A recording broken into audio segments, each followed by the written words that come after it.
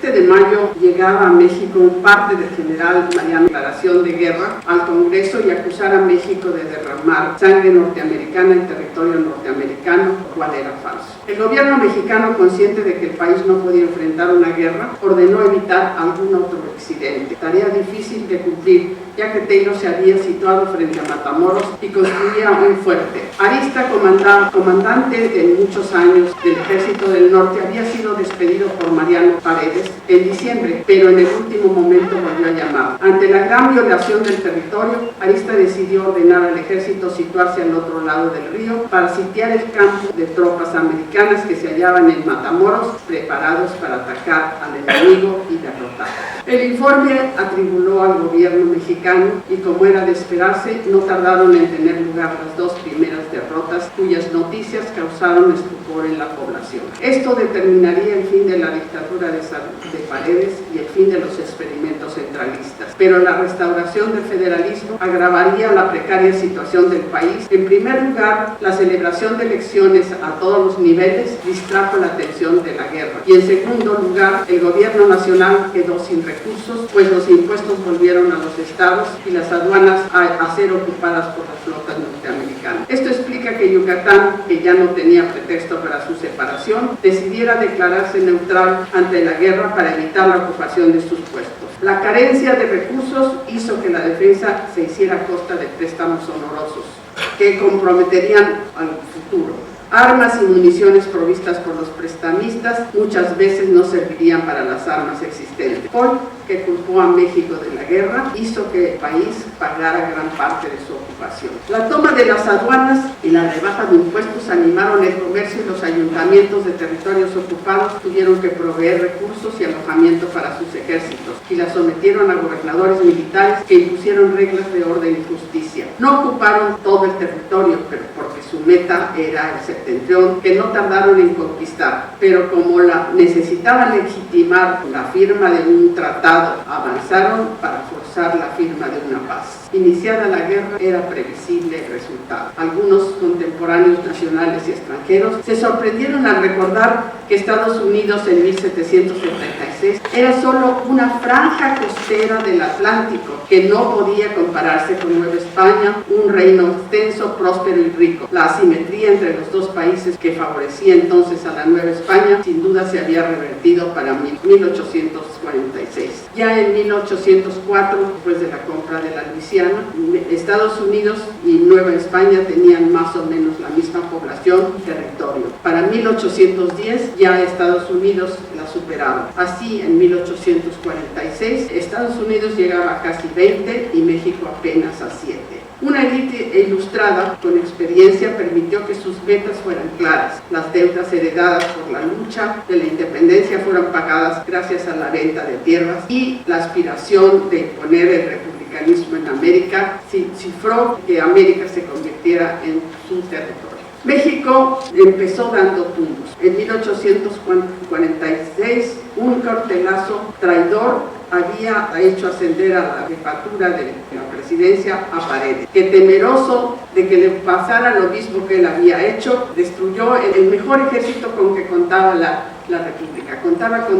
Su división contaba con 12,000 hombres entrenados, vestidos, armados y con buena disciplina. Pero estos fueron diseminados por el país contra grupos federalistas para evitar que se le volvieran a traer. Paredes además fue de una ingenuidad increíble al confiar, al no temer a la guerra, porque confiaba siempre en que estaría apoyado por Gran Bretaña y España. México se encontró en ese momento en una situación verdaderamente difícil. Enfrentaba dos amenazas externas, no solo los Estados Unidos, sino también la conspiración monarquista que aumentaría la división del país. Bermúdez de Castro, el ministro español en México, había conquistado a gente con Lucas Alamán, el comerciante extranjero español Lorenzo Carrera, y el jesuita Basilio Arriaga, que tenían bastantes recursos para mover a algunos militares y algunos miembros de la iglesia. Ante esta situación, México no contaba con recursos. Realmente la situación había llegado más terrible y inopia. No tenía un ejército profesional. Sus armas eran casi todas las compradas a Inglaterra de la batalla de Waterloo. Eran, por lo tanto, completamente obsoletas y, por otro lado, estaba dividido.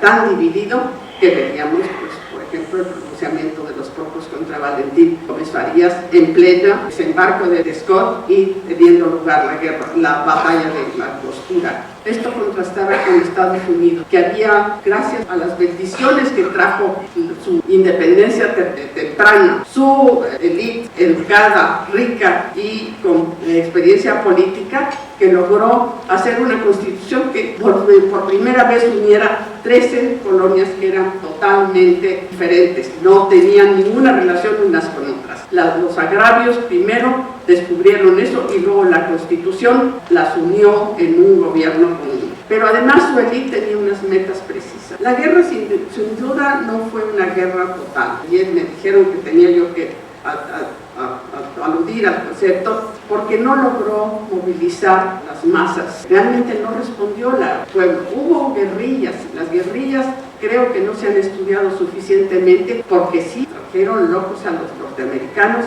Desde luego, por eso el avance para la Ciudad de México fue tan lento, pero no se movilizó la población, más que en el último momento en México, en Monterrey, en Veracruz. Se veía siempre la guerra como lejana. Lo típico era, por ejemplo, que se negara a enviar las milicias de Toluca para la defensa de la Ciudad de México porque las tenían que retener para su defensa.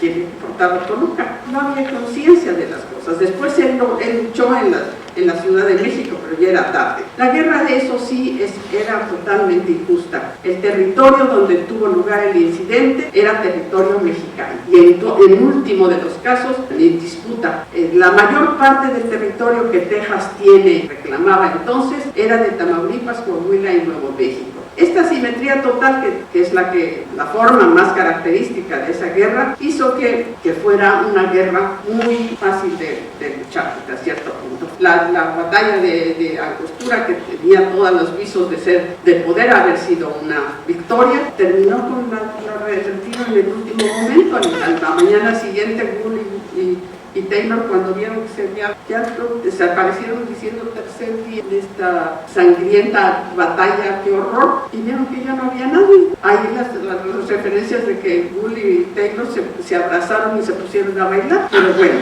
Polk ganó la presidencia a pesar de ser un político segundón y casi invisible, por promover la anexión de Texas, la reocupación del Oregón, y derrotó al candidato uno de los candidatos más populares que tenía Estados Unidos, que era Henry Lane, porque él se oponía a la anexión de Texas. El hecho es que el 1 de marzo de 1845 pudo firmarse la oferta de tratado de paz para Texas. La oferta estaba, por supuesto, no se iba a consolidar hasta junio, cuando se hiciera una convención tejana que lo aprobara, pero estaba esperando una guerra corta, quería una guerra corta y estaba seguro de que la lograría porque las condiciones de México eran evidentes en el mundo. El 4 de marzo de 1845 tomó la presidencia y inmediatamente empezó a movilizar la organización de la guerra, aunque él prefería, para no pagar los costos de la guerra, prefería comprarla o lograrla por soborno. De todas maneras, la ambición de California y Nuevo México lo hacían a poder atreverse a una guerra. En julio, apenas aprobado la anexión de Texas, mandó a Taylor a Corpus Christi, es decir, a la base de Río Nueces, que siempre había sido la frontera, que para defender a Texas de una posible agresión mexicana. Este movimiento ya era inconstitucional porque no tenía facultades para hacer un acto tal en el momento en que, con el anuncio de la muertitos en el incidente en el río Bravo, él consideró que había empezado la guerra y le ordenó a Taylor marchar al río Bravo, frente a Matamoros. Es decir, ese paso de Corpus Christi al Bravo ya significaba la intervención dentro del territorio mexicano. Las fuerzas en ese momento eran militares, lo cual era un grupo pequeño, pero profesional, como era el ejército norteamericano, pequeño pero profesional. Ahora, las ventajas de los Estados Unidos es que tenían recursos económicos y tenían una inmigración muy abundante, de manera que podían ofrecer estos contratos por X meses en el ejército, con pago, salario, alimentos, etcétera, etcétera, que tomaron muchos, por eso tuvieron esas tropas, pero además tiempo para entrenarlas y disciplinarlas. No las disciplinaron tan bien por lo que pasaría en México, pero de todas maneras estaban entrenadas. En cambio, México eran soldados de leva, muchas veces no sabían disparar, no disparaban ni entrenaban porque no había municiones, de manera que muchas veces disparaban por primera vez en los campos de batalla. Pero en Estados Unidos sí hubo una movilización muy amplia. Todos los estados sureños formaron divisiones de voluntarios que enviaron y que pagaron ellos. Estos fueron los que cometerían una serie de excesos, de verdaderas matanzas y violaciones, raptos, robos, etcétera, etcétera. Ford quería esa guerra corta y no entendió nunca que México no aceptara su oferta simbólicas de enviar a México incluso un comisionado que, como había ruptura de relaciones desde la anexión de Texas, él pensaba, Herrera confió en que viniera a restaurar las relaciones y discutir el asunto de Texas. La verdad es que traía diversas ofertas de venta de territorio por diversas cantidades.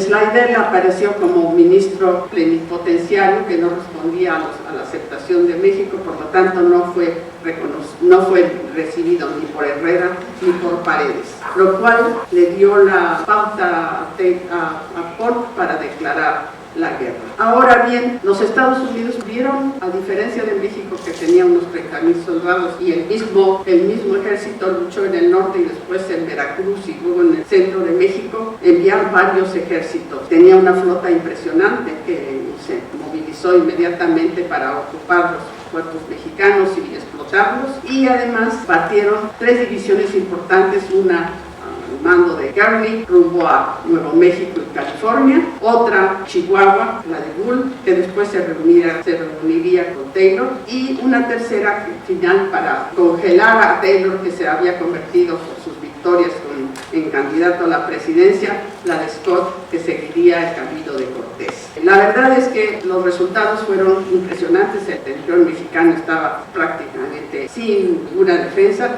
de manera que en febrero de 47 se habían anexado y conquistado California y Nuevo México. Ahora bien, hay unos aspectos que no se toman en cuenta muchas veces, como el hecho de que fuera una guerra con reporteros y daguerrotipos, en la primera guerra que ha sido fotografiada y que reportada en periódicos populares que se metían, la Penny Press, llegaba a todas las familias, y esto influyó en el ánimo del pueblo americano. Primero, entusiasmado por las victorias de Taylor, incluso generó un movimiento que se fue expandiendo para tomar todo México, conquistando incluso los prejuicios raciales que tenían con eso de que los soldados norteamericanos y las pretty señoritas solucionarían el problema racial. Pero al mismo tiempo, también estos reporteros iban a ser testigos de algunos de los excesos.